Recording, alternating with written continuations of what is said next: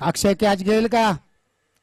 कोणतीही चुकी करणार नाही, कर्णधार आहे, संघाचा तारणार आहे आणि महत्वाची विकेट मात्र संपादन केली आहे. तुषारला मात्र तंबूच्या आश्रयाला पाठवले.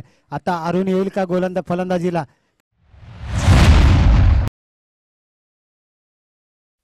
येस, लेग बिफोर या स्पर्धेचा नियम आणि लेग बिफोरच्या स्वरूपात विकेट संपादन केली आहे. Back to back 2 wicket. आता मात्र तिसरा हादरा घेईल का?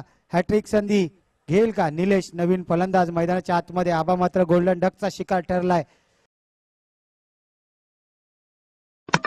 वा भाई वा, या स्पर्धेतील पहिली हॅट्रिक.